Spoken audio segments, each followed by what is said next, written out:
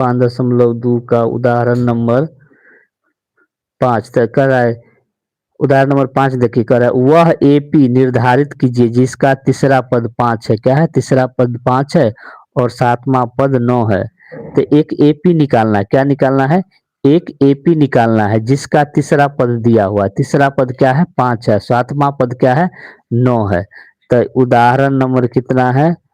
उदाहरण उदाहरण नंबर 5 है।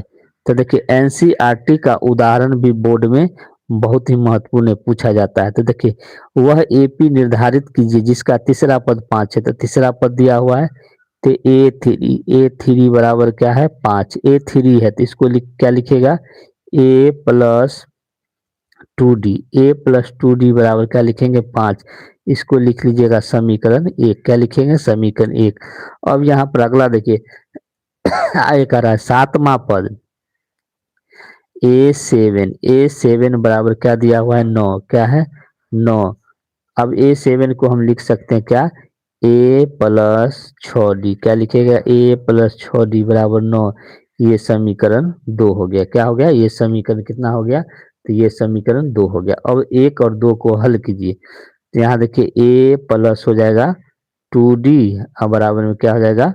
5 और a+6d और बराबर में 9।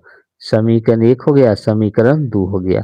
अब डी का मान निकालने के लिए ए के गुणांक को बराबर करेंगे जो पहले से क्या है? बराबर है। तो समीकरण 1 -2 हो जाएगा।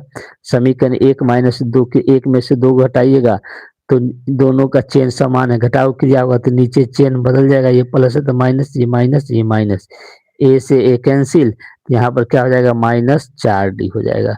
6 में से 2 घटाइएगा तो 4d, क्योंकि 6 बड़ी संख्या है, इसका चेन माइनस है तो यहाँ माइनस लिखेंगे। अब 9 में से 5 घटेगा तो क्या हो जाएगा? माइनस क्या हो जाएगा?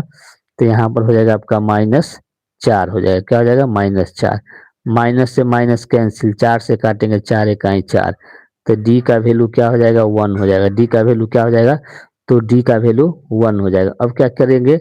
ये डी का वैल्यू समीकरण 1 में पुट करेंगे। कहाँ पुट करिएगा? समीकरण 1 में। तो यहाँ पर लिखेंगे समीकरण 1 में, समीकरण 1 में d बराबर 1 रखने पर, तो यहाँ पर देखिए a+2d बराबर में क्या है? 5 है। क्या है? 5।